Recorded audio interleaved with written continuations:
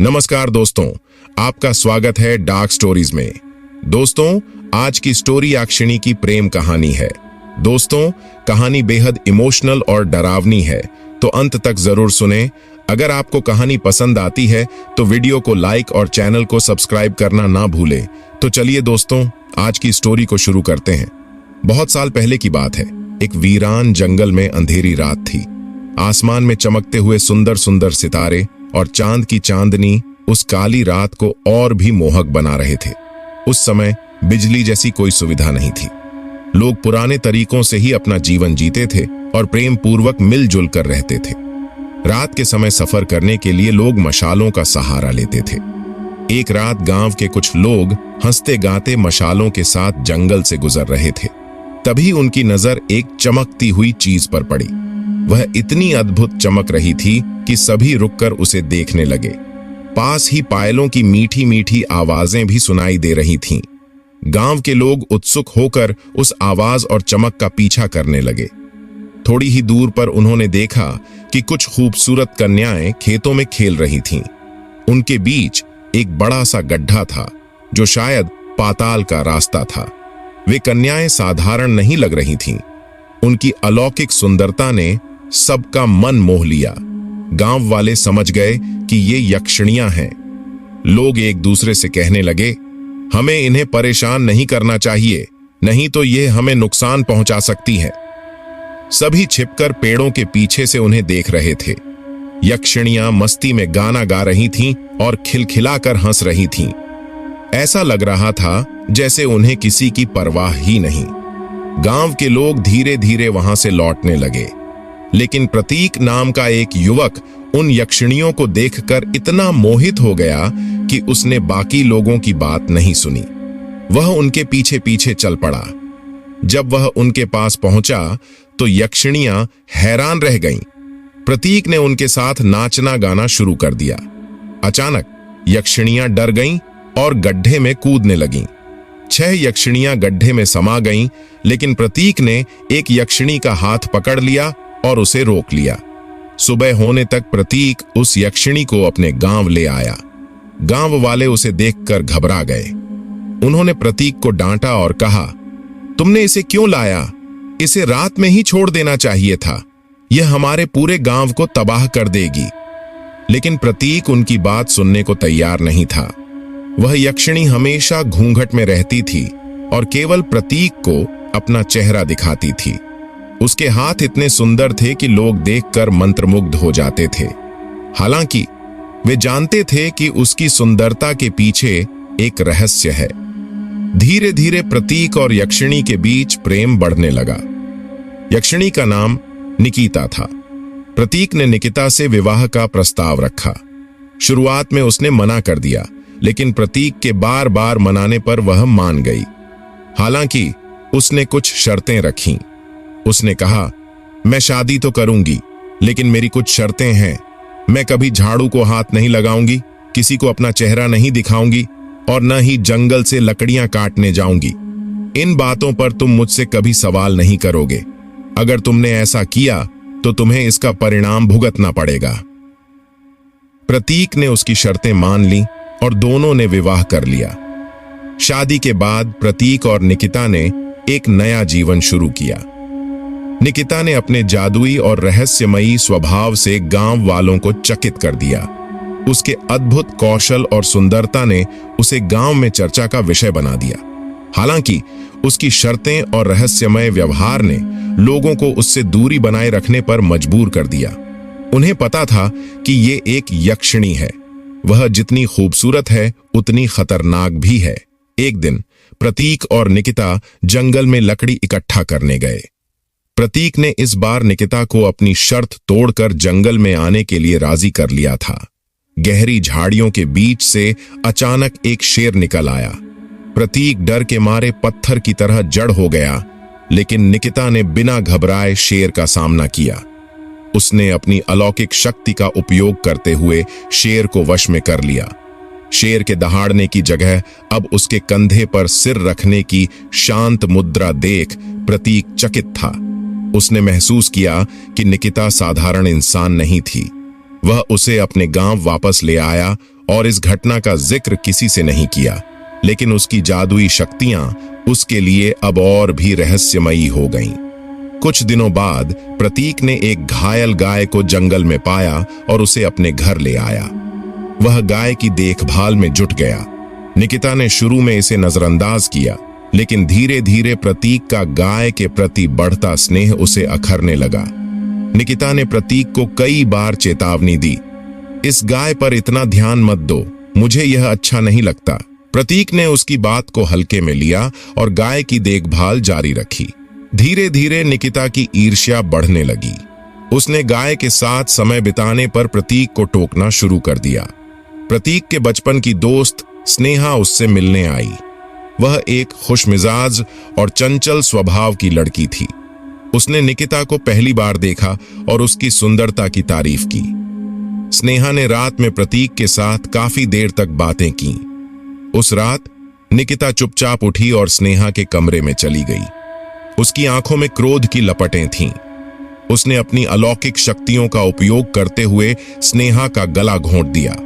जब प्रतीक ने यह देखा तो वह डर और सदमे में था। वह कुछ बोल नहीं सका क्योंकि उसे निकिता की शक्ति और उसकी चेतावनी याद थी। सुबह स्नेहा का शरीर गांव के पास मिला। गांव वालों ने इसे जंगल के किसी जंगली जानवर का हमला मान लिया, लेकिन प्रतीक सच जानता था। उसने निकिता से सवाल करने की कोशिश की, लेकिन उसने केवल एक ठंडी मुस्कान के साथ कहा, मैंने तुम्हें चेतावनी दी थी, जो मेरा है वह किसी और का नहीं हो सकता। इस घटना के बाद प्रतीक का जीवन डर और असमंजस से भर गया। वह जानता था कि निकिता से सवाल करना खतरे से खाली नहीं था। उसकी हरकतें उसके प्रेम और भय का अजीब मिश्रण थीं। निकिता का यह रूप उसकी मोहक सुंदरता के पीछे छिपा एक गहरा रहस्य था। अब प्रतीक एक ऐसी स्थिति में था जहां वह न तो निकिता को छोड़ सकता था और न ही उसकी बातों को नजरअंदाज कर सकता था।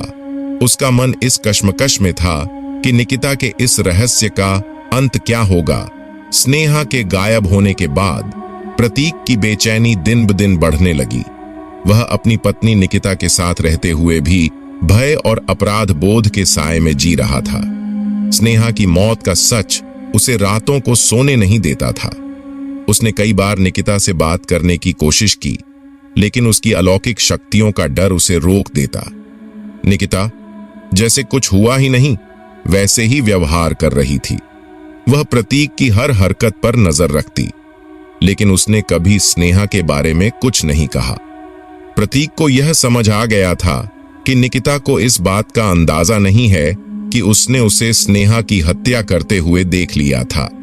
स्नेहा के परिवार वाले और गांव वाले अब भी उसकी तलाश में जुटे हुए थे।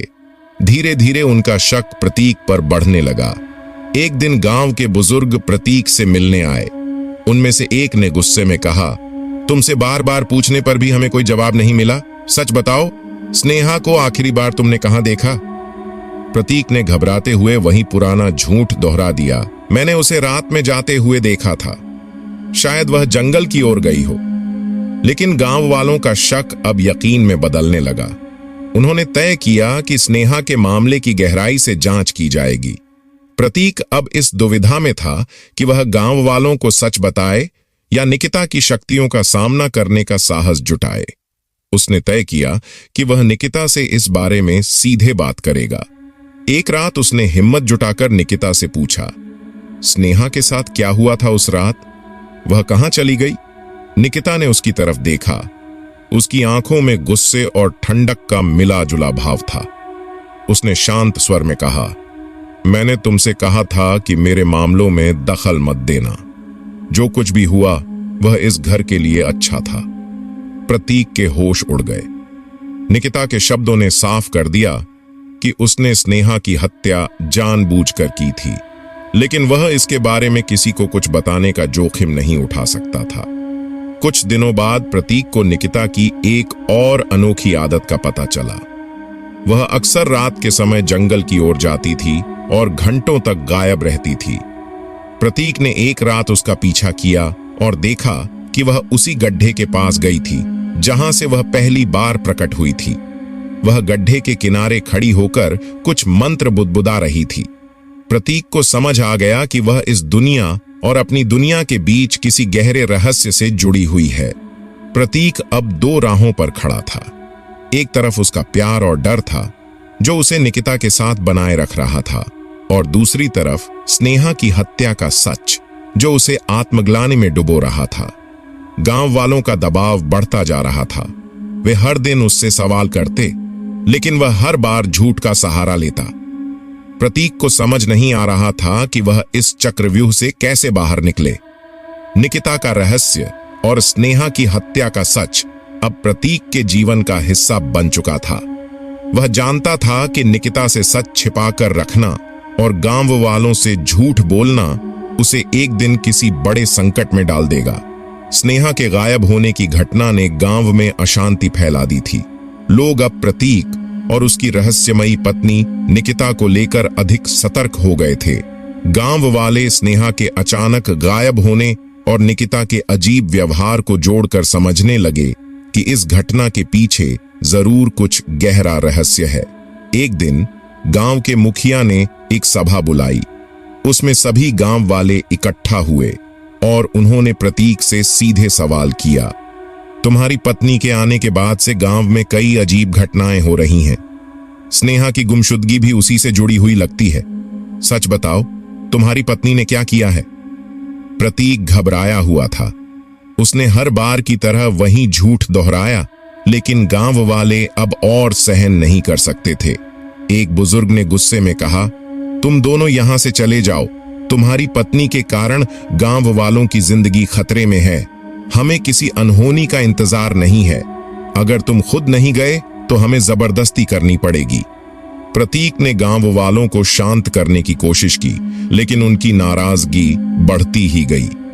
आखिरकार मुखिया ने फैसला सुनाया, तुम्हें और तुम्हारी पत्नी को यह गांव छोड़ना होगा। तुम हमारे लिए खतरा बन चुके हो। आज रात तक तुम यहां से चले जाओ। यह सुनकर प्रतीक और निकिता को गहरा झटका लगा। प्रतीक जानता था कि गांव वालों का गुस्सा जायज था, लेकिन वह यह भी समझ नहीं पा रहा था कि निकिता को लेकर वह क्या करे। निकिता ने गांव वालों की ओर देखा, लेकिन उसने कोई प्रतिक्रिया नहीं दी। वह चुपचाप प्रतीक के साथ घर लौट गई। यह सुनकर प्रतीक और निकिता को गहरा झटका लगा। प्रतीक जानता था कि गांव वालों का गुस्सा जायज था, लेकिन वह यह भी समझ नहीं पा रहा था कि निकिता को लेकर वह क्या करे। निकिता ने गांव वालों की ओर देखा, लेकिन उसने कोई प्रतिक्रिया नहीं दी। वह चुपचाप प्रतीक के साथ घर लौट गई। रात होते ही प्रतीक ने अपना सामान बांधना शुरू किया। वह बेहद उदास था। उसने निकिता से कहा, हमें अब इस गांव को छोड़ना होगा। यहां रहना अब संभव नहीं है। निकिता ने ठंडे स्वर में जवाब दिया, मुझे इससे फर्क नहीं पड़ता। मैं तुम्हारे साथ हूं, लेकिन याद रखना, ये लोग मुझे कभी समझ नहीं सकते थे। प्रतीक ने देखा कि निकिता पर इसका कोई खास प्रभाव नहीं पड़ा था। उसकी आंखों में कोई पछतावा या डर नहीं था। वह अब भी अपनी अलौकिक शक्ति और आत्मविश्वास के साथ खड़ी थी। आधी रात को जब गांव सो रहा था, प्रतीक और निकिता ने चुपचाप अपना सामान उठाया और गांव छोड़ दिया। प्रतीक ने आखिरी बार अपने घर और उन जगहों को देखा जहां उसकी जिंदगी बीती थी। उसकी आंखों में आंसू थे। वह जानता था कि अब वह इस गांव का हिस्सा कभी नहीं रहेगा। निकिता ने चलते चलते पीछे मुड़कर गांव की ओर देखा और हल्की मुस्कान के साथ कहा, यह लोग कभी नहीं समझेंगे कि मैं कौन हूं, लेकिन अब यह सब खत्म हो गया है। प्रतीक के मन में एक सवाल गूंज रहा था, क्या वह सही कर रहा है? उसने अपना घर, गांव और अपनी पुरानी जिंदगी छोड़ दी थी, लेकिन निकिता के साथ रहकर उसे यह समझ नहीं आ रहा था कि उसका भविष्य कैसा होगा। प्रतीक और निकिता अब जंगल के रास्ते एक अनजान दिशा में बढ़ रहे थे। अंधेरी रात, घने पेड़ और दूर दूर तक सन्नाटा था। प्रतीक के मन में डर और असमंजस छाया हुआ था। निकिता हमेशा की तरह शांत और आत्मविश्वासी लग रही थी। गांव से बाहर निकलते ही प्रतीक ने महसूस किया कि अब उसकी जिंदगी पूरी तरह बदल चुकी है। वह एक ऐसे सफर पर था जहां हर कदम पर अनिश्चितता और रहस्य उसका इंतजार कर रहे थे। गांव से निष्कासित होने के बाद याक्षिणी और प्रतीक ने लंबा सफर तय किया। वे एक नए गांव पहुंचे जहां उन्हें शरण की सख्त जरूरत थी। गांव के एक कोने में उन्हें एक महिला मिली जिसका नाम कमला था। कमला विधवा थी और उसका एक छोटा सा बच्चा रघु उसकी दुनिया था। जब याक्षिणी और प्रतीक ने अपनी स्थिति बताई तो कमला ने सहानुभूति जताई और उन्हें अपने छोटे से घर में रहने की जगह दी। उसने कहा, मेरे पास ज्यादा कुछ नहीं है, लेकिन तुम्हें छत और खाना जरूर मिलेगा। कमला का छोटा बच्चा रघु बहुत ही प्यारा और चंचल था। उसकी मासूमियत ने जल्दी ही याक्षिणी का ध्यान खींच लिया। याक्षिणी अक्सर रघु के साथ खेलने लगती। वह उसे अपनी गोद में लेकर झुलाती, उसके सिर पर हाथ फेरती और उसके गालों पर चुंबन देती। एक दिन जब कमला बाहर काम में व्यस्त थी, याक्षिणी ने रघु को अपने पास बुलाया और उसे अपने दूध से खिलाना शुरू कर दिया। प्रतीक यह देखकर हैरान रह गया, लेकिन उसने कुछ नहीं कहा। याक्षिणी और रघु के बीच एक गहरा लगाव बनने लगा। रघु, जो अब याक्षिणी के करीब था, धीरे धीरे प्रतीक से भी जुड़ने लगा। वह प्रतीक के पास दौड़कर आता और उसकी गोद में चढ़ जाता। प्रतीक भी उसे प्यार से अपने कंधे पर उठाता और खिलाता। रघु की हंसी पूरे घर में गूंजती और प्रतीक को पहली बार ऐसा महसूस हुआ कि उसके जीवन में थोड़ी खुशी लौट रही है। कमला यह देखकर खुश थी कि रघु को याक्षिणी और प्रतीक से इतना स्नेह मिल रहा है। उसने एक दिन प्रतीक से कहा, तुम दोनों यहां आकर मेरे लिए आशीर्वाद की तरह हो। रघु अब पहले से ज्यादा खुश और सुरक्षित महसूस करता है। लेकिन याक्षिणी के मन में एक अजीब सी हलचल होने लगी। जब भी वह रघु को प्रतीक के पास देखती तो उसकी आंखों में हल्की जलन झलकती। रघु और प्रतीक का बढ़ता स्नेह उसे अच्छा नहीं लगता था। समय बीतने के साथ याक्षिणी का व्यवहार बदलने लगा। वह रघु को कमला के पास से उठाकर अपने पास रखने लगी। जब भी रघु प्रतीक के पास जाता तो वह उसे बीच में रोक लेती और कहती, यह बच्चा मेरे पास ज्यादा खुश है। एक दिन प्रतीक ने याक्षिणी से पूछा, तुम रघु के प्रति इतनी पॉजेसिव क्यों हो रही हो? वह कमला का बेटा है। याक्षिणी ने ठंडे स्वर में जवाब दिया, यह बच्चा मेरी गोद में ज्यादा सुरक्षित है। मुझे नहीं लगता कि किसी और को इसकी उतनी परवाह है जितनी मुझे। कमला धीरे धीरे याक्षिणी के इस बदले हुए व्यवहार को नोटिस करने लगी। उसे अजीब लगने लगा कि याक्षिणी रघु के साथ जरूरत से ज्यादा समय बिताने लगी है। एक रात उसने प्रतीक से कहा, मैं समझती हूं कि याक्षिणी रघु से बहुत प्यार करती है, लेकिन कभी कभी मुझे लगता है कि वह उसे मुझसे दूर कर रही है। प्रतीक ने कुछ नहीं कहा, लेकिन वह भी जानता था कि याक्षिणी का व्यवहार असामान्य हो रहा है। याक्षिणी का रघु के प्रति बढ़ता लगाव और उसकी ईर्ष्या ने घर में एक असहज माहौल बना दिया था। प्रतीक को डर था कि याक्षिणी का यह व्यवहार कहीं किसी बड़ी अनहोनी का संकेत न हो। कुछ दिन बीतने के बाद याक्षिणी ने प्रतीक से कहा, अब हमें इस घर में ज्यादा दिन नहीं रहना चाहिए। कमला ने हमें शरण दी, लेकिन यह हमारा स्थायी ठिकाना नहीं हो सकता। हमें अपना घर बनाना चाहिए जहां हम अपने तरीके से रह सकें और अपना परिवार बढ़ा सकें। प्रतीक ने याक्षिणी की बात मान ली। उसे भी लग रहा था कि कमला के घर में ज्यादा समय बिताना उचित नहीं है। उसने याक्षिणी से वादा किया, हम जल्द ही अपना घर बनाएंगे। मैं जंगल से लकड़ियां लाऊंगा और एक छोटी सी झोपड़ी तैयार करूंगा। अगले दिन प्रतीक और याक्षिणी जंगल की ओर गए। घने पेड़ों के बीच वे मजबूत और सूखी लकड़ियों की तलाश करने लगे। प्रतीक ने कुल्हाड़ी लेकर पेड़ों की पतली शाखाओं को काटा, जबकि याक्षिणी लकड़ियों को इकट्ठा कर एक जगह रख रही थी। याक्षिणी ने जंगल में अपनी अलौकिक शक्तियों का इस्तेमाल कर कुछ भारी लकड़ियों को भी आसानी से उठा लिया। प्रतीक ने यह देखा, लेकिन कुछ नहीं कहा। वह समझ चुका था कि याक्षिणी की शक्तियां सामान्य इंसानों से परे हैं। दोनों ने मिलकर पूरा दिन मेहनत की। शाम तक उनके पास पर्याप्त लकड़ियां इकट्ठा हो चुकी थीं। प्रतीक ने लकड़ियों को बांधकर गांव के पास एक खाली जगह पर ले जाने का इंतजाम किया। अगले दिन प्रतीक ने झोपड़ी बनाने का काम शुरू किया। वह लकड़ियों को काटकर एक फ्रेम तैयार करने लगा। याक्षिणी ने उसकी मदद की और झोपड़ी की दीवारों के लिए घास और सूखी पत्तियां जुटाईं। दोनों ने मिलकर कई दिनों तक मेहनत की। धीरे धीरे एक सुंदर और मजबूत झोपड़ी तैयार हो गई। झोपड़ी छोटी थी, लेकिन दोनों के रहने के लिए पर्याप्त थी। याक्षिणी ने अपने हाथों से झोपड़ी को सजाया। उसने घास और फूलों का इस्तेमाल कर झोपड़ी को और सुंदर बना दिया। झोपड़ी बनने के बाद प्रतीक गांव के बाजार गया। उसने खाने पीने का सामान, बर्तन, कपड़े और कुछ जरूरी घरेलू सामान खरीदा।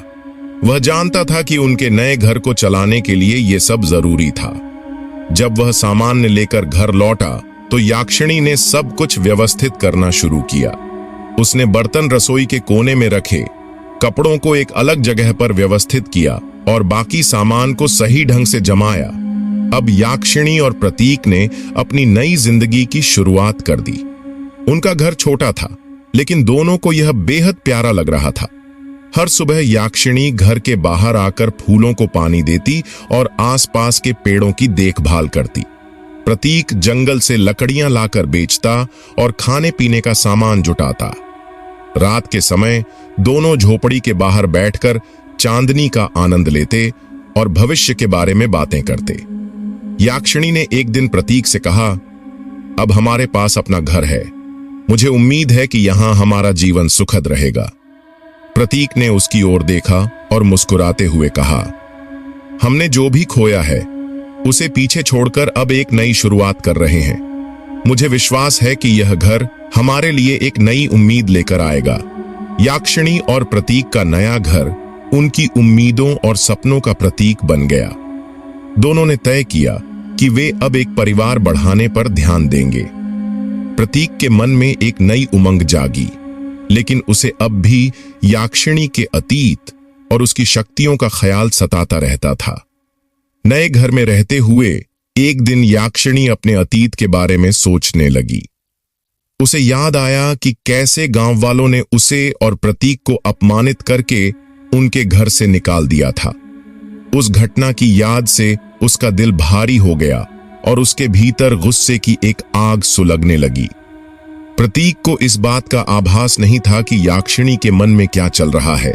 इसी दौरान गांव में अजीब घटनाएं होने लगीं। रात के समय गांव के लोग किसी अदृश्य शक्ति का अनुभव करने लगे। घरों के दरवाजे अपने आप खुलने और बंद होने लगे। जानवर बेचैन हो गए और कुछ लोगों को डरावनी परछाइयां दिखाई देने लगीं। इन घटनाओं ने पूरे गांव को डर और अनिश्चितता से भर दिया। याक्षिणी ने रात में गांव में जाकर कई लोगों को मार डाला। उसने गांव में रात भर में काफी तबाही मचाई। गांव वालों ने सोचना शुरू किया कि यह सब किसी अदृश्य शक्ति का काम हो सकता है। उन्होंने आपस में चर्चा करते हुए कहा, शायद यह सब उसी याक्षिणी काम है जिसे हमने गांव से निकाल दिया था। कुछ समय बाद गांव वाले याक्षिणी और प्रतीक के घर पहुंचे। उन्होंने प्रतीक से पूछा, तुम्हारे जाने के बाद हमारे गांव में अजीब घटनाएं हो रही हैं।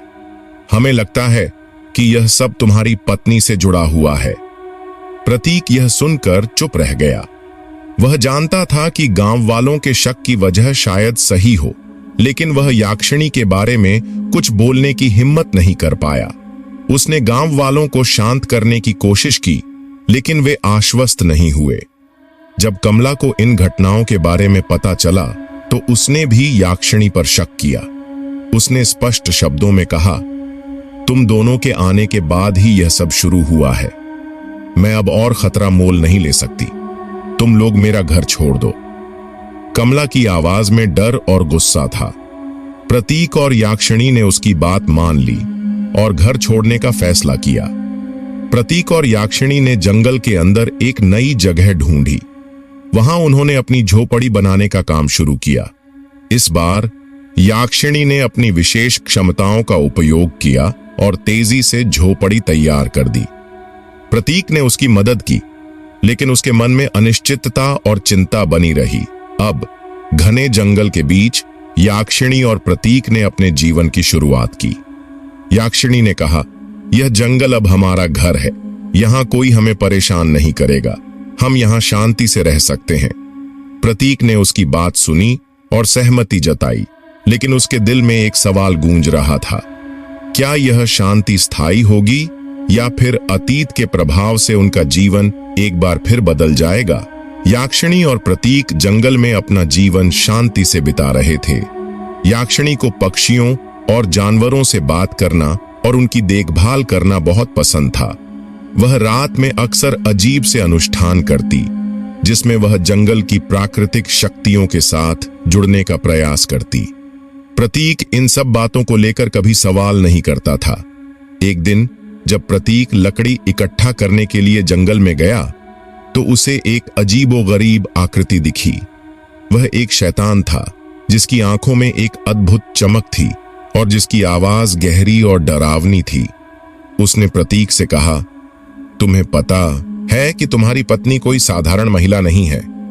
वह एक शक्तिशाली आत्मा है जो पहले भी कई लोगों को अपने जाल में फंसा चुकी है।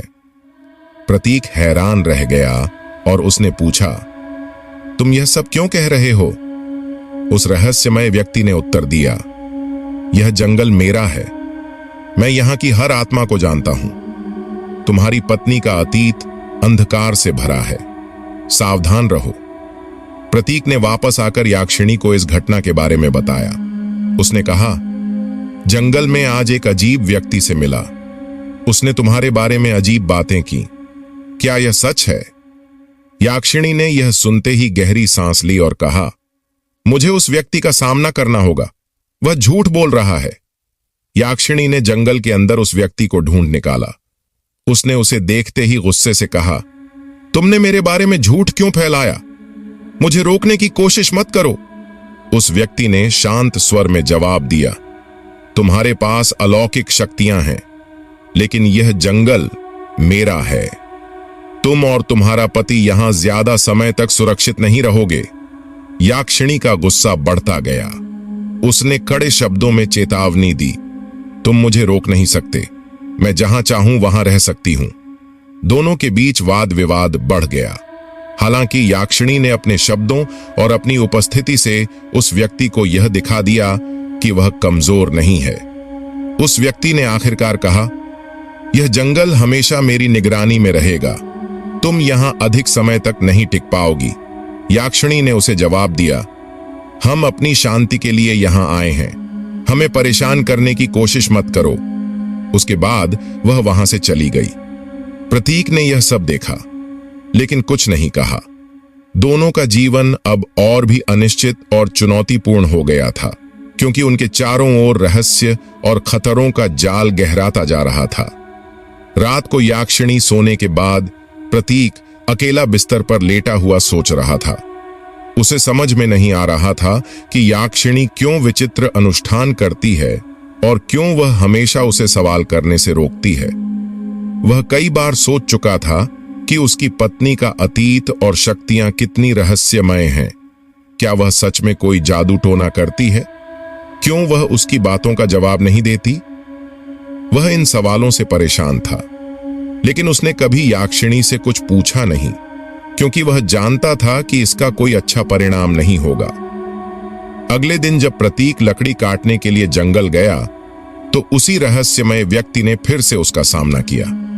दानव ने मुस्कुराते हुए पूछा, तुमने कभी सोचा है कि सिर्फ तुम ही लकड़ी क्यों काटते हो?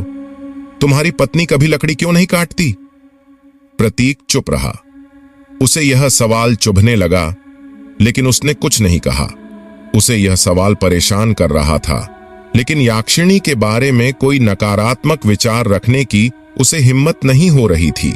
घर लौटने पर प्रतीक ने देखा कि याक्षिणी घर में नहीं थी।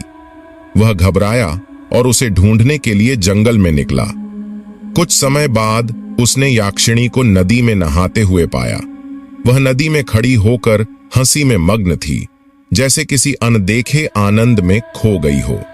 प्रतीक ने धीरे धीरे उसके पास जाकर उसे देखा और फिर वह भी नहाने में शामिल हो गया।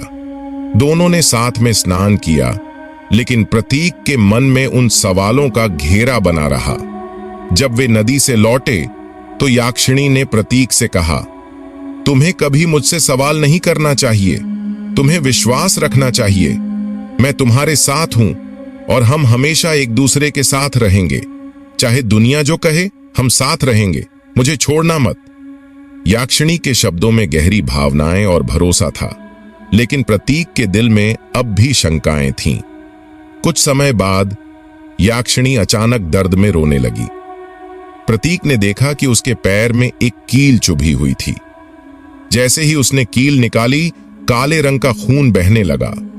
यह देखकर प्रतीक चौंक गया, क्योंकि उसने पहले कभी ऐसा कुछ नहीं देखा था। उसके हाथों में वो काला खून देखकर वह घबराया और परेशान हो गया। इसी समय गांव वाले उनके घर आए। उन्होंने देखा कि याक्षिणी का खून काला था और यह देखकर वे और भी चिंतित हो गए। एक गांव वाले ने कहा, देखो, यह वही है, उसकी खून का रंग भी अलग है। यह जादूगरनी है, हमें अब इसे अपने गांव से बाहर करना होगा। प्रतीक ने परेशान होकर कहा, यह क्या हो रहा है? क्यों नहीं मुझे शांति से रहने दिया जाता? गांव वाले गुस्से में बोले, तुमने हमें परेशान किया है। हम जंगल में दूर जाकर रह रहे थे, फिर भी तुम्हारी वजह से हमारी शांति भंग हो गई। तुम उसे अपने पास रखकर हमारे लिए खतरा बन रहे हो। तुम जानते हो कि उसके पास कितनी खतरनाक शक्तियां हैं। हमें उसे हमारे गांव से बाहर करना होगा। प्रतीक ने कुछ पल सोचा, लेकिन वह याक्षिणी को छोड़ने के लिए तैयार नहीं था। वह जानता था कि याक्षिणी ने उसे कई बार भरोसा दिया था और उसने कभी भी उसे धोखा नहीं दिया था। लेकिन अब उसे यह समझ में आने लगा कि उसकी पत्नी के बारे में कितनी बातें हैं जो उसे नहीं पता थीं। गांव वालों ने कड़े शब्दों में चेतावनी दी, अगर तुम उसे नहीं छोड़ोगे तो हम गांव वालों के साथ मिलकर तुम्हारे खिलाफ कड़ी कार्रवाई करेंगे। उसे इस गांव से बाहर जाना होगा। यह सुनकर प्रतीक ने गहरी सांस ली और याक्षिणी से कहा, क्या हम फिर से किसी और जगह जाकर शांतिपूर्वक रह सकते हैं? याक्षिणी ने उसे देखा और कहा, तुम मुझसे डरते हो क्या? मैंने तुम्हें हमेशा कहा है कि मैं तुम्हारे साथ हूं, लेकिन तुम खुद क्या चाहोगे? प्रतीक के मन में उथल पुथल मच गई थी। उसे यह महसूस हो रहा था कि अब उसे याक्षिणी के बारे में ज्यादा सोचने की जरूरत है। क्या वह सच में खतरनाक है या फिर उसे केवल गलत समझा जा रहा है? गांव वालों की धमकियों के बावजूद प्रतीक ने याक्षिणी के साथ रहने का फैसला किया, लेकिन यह निर्णय उसका जीवन हमेशा के लिए बदल सकता था। गांव वालों का यह मानना था कि याक्षिणी अब उनके लिए खतरा बन चुकी है। न केवल उसने अपने अजीबोगरीब कार्यों से गांव वालों को डराया था, बल्कि उनका यह भी विश्वास था कि वह प्रतीक के लिए एक बड़ी खतरनाक सच्चाई छुपा रही थी। उन्हें यह डर था कि अगर वह याक्षिणी को नहीं रोकते तो वह एक दिन प्रतीक को भी नुकसान पहुंचा सकती है।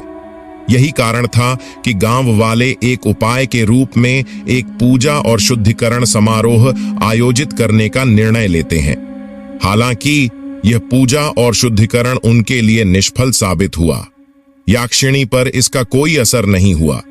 वह अपनी शक्तियों के साथ पूरी तरह से बनी रही और उसने गांव वालों को चेतावनी दी कि वे अब भी उसका पीछा करना बंद कर दें, वरना परिणाम बुरा होगा। याक्षिणी ने उन्हें धमकी दी, तुम मुझे परेशान करोगे तो मैं तुम्हें नष्ट कर दूंगी। एक दिन प्रतीक याक्षिणी के बालों से खेल रहा था। उसे यह महसूस हुआ कि याक्षिणी के बाल बहुत लंबे हैं, जैसे कि उनका कोई अंत ही ना हो। यह देखकर प्रतीक चौंका और उसने ध्यान से देखा। याक्षिणी ने मुस्कुराते हुए कहा, तुम्हें मेरा यह रूप कैसा लगा? क्या तुम कभी जान पाओगे कि मैं कौन हूं? फिर याक्षिणी ने अपने पुराने समय के बारे में बातें करना शुरू किया। उसने बताया, जब मैं पहली बार तुम्हारे सामने आई थी, चांद की रोशनी में मेरी 7 बहनें भी मेरे साथ खेल रही थीं। हम चांद के उजाले में अपनी सुंदरता को महसूस कर रहे थे।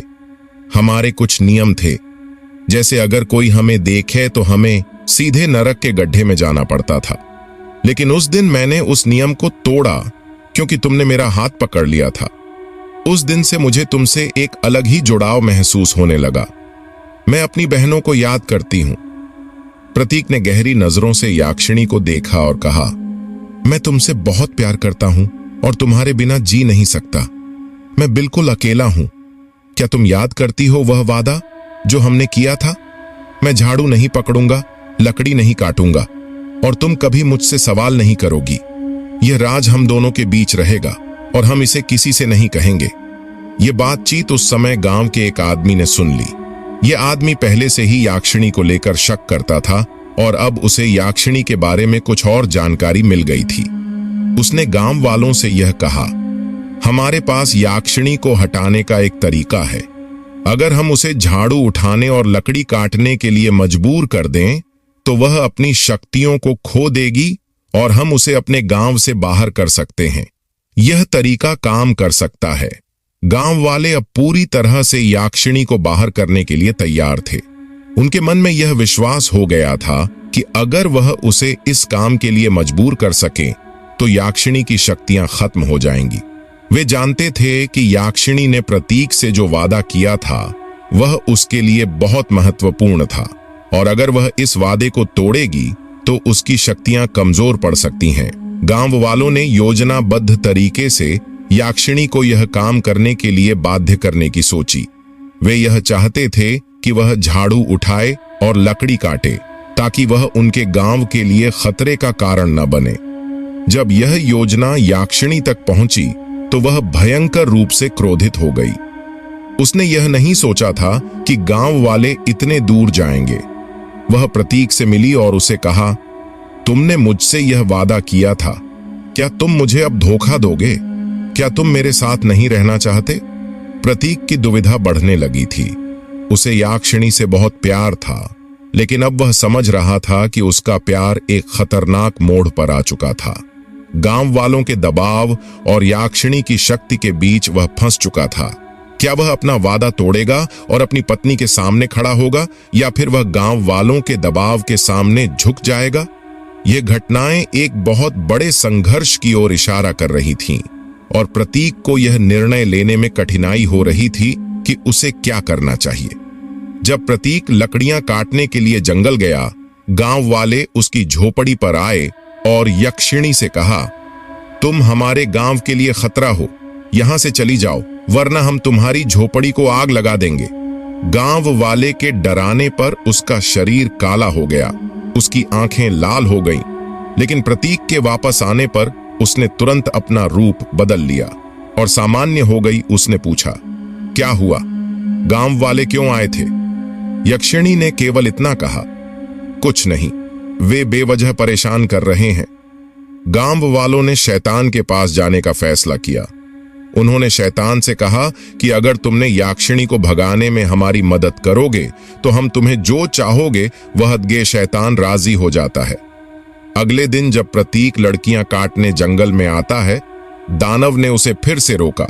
उसने कहा, तुम्हारी पत्नी से सावधान रहो, वह जो भी करती है उसका कारण तुम नहीं जानते। क्या तुमने कभी उससे पूछा कि वह झाड़ू क्यों नहीं छूती या लकड़ी क्यों नहीं काटती? तुम उसके बारे में कुछ भी नहीं जानते। वह तुमसे क्या छुपा रही है? जाकर इन सवालों का उत्तर उससे पूछो। वह तुम्हारे साथ इसलिए है ताकि वह तुम्हें मार सके। तुमसे कोई प्यार नहीं करती है। जब तुम मर जाओगे तब तुम्हें पता चलेगा गांव वाले तुम्हें बचना चाहते हैं और तुम्हारी भलाई चाहते हैं, इसलिए वो यक्षिणी को भगाना चाहते हैं। उसने कहा, ठीक है, मैं जाकर आज उस इन सवालों का उत्तर पूछूंगा, तब तुम्हारा मुंह बंद हो जाएगा। प्रतीक गुस्से में अपने घर जाता है तो याक्षिणी कहती, आप आज बहुत गुस्से में लग रहे हैं, क्या बात है? वह यक्षिणी से सवाल करने लगा। उसने कहा, गांव वाले और जंगल में मिले दानव ने कहा है कि तुम मुझसे कुछ छिपा रही हो। तुम झाड़ू क्यों नहीं छूती, लकड़ी क्यों नहीं काटती? क्या तुम मुझसे सच छिपा रही हो? तुमने मुझे मेरे गांव वालों से भी अलग कर दिया। तुम उसे झाड़ू को छुओ और मेरे सवालों का जवाब दो। यक्षिणी ने गहरी सांस ली और कहा, मैंने तुमसे कुछ भी नहीं छिपाया, लेकिन तुमसे यह उम्मीद की थी कि तुम मुझ पर भरोसा करोगे। अब तुम भी उन लोगों की बातों में आ गए हो। गांव वाले जो झोपड़ी के पास इकट्ठा हो गए थे जोर देकर कहने लगे, उसे झाड़ू छूने के लिए कहो, तभी उसका सच सामने आएगा। यक्षिणी ने दुखी होकर कहा, ठीक है, अगर यही चाहते हो तो मैं झाड़ू छू लूंगी, लेकिन इसके बाद जो होगा उसकी जिम्मेदारी तुम्हारी होगी। यक्षिणी ने झाड़ू को छुआ और उसके साथ ही उसका स्वरूप बदलने लगा। उसने कहा, मैंने तुमसे सच्चा प्यार किया, लेकिन अब तुम्हारा संदेह मेरे और तुम्हारे बीच आ गया है। मैं अपने अस्तित्व के नियम तोड़कर तुम्हारे साथ रही, लेकिन अब मेरा यहां रहना संभव नहीं। तुम जानना चाहते हो कि मैं झाड़ू क्यों नहीं छूती? तुम जानना चाहते हो तो सुनो। जब भी हम इन सब चीजों को छूते हैं तो हम मर जाते हैं, यह हमारा नियम है। और जब भी हम किसी सवाल का उत्तर देते हैं तो हम अपने लोगों के पास वापस चले जाते हैं। जमीन धीरे धीरे उसे अपने अंदर समाने लगी। उसने प्रतीक से कहा, मैं हमेशा तुमसे प्यार करती रहूंगी, लेकिन अब मैं वापस नहीं आ सकती। यह हमारी आखिरी मुलाकात है। प्रतीक ने अपनी गलती को समझा और फूट फूट कर रोने लगा। उसने यक्षिणी से कहा, मुझे माफ कर दो, मैं तुम पर कभी शक नहीं करूंगा, कृपया मुझे एक और मौका दो। यक्षिणी ने उसकी ओर देखा और कहा, शायद तुम्हारा प्यार सच्चा है, लेकिन अब बहुत देर हो चुकी है।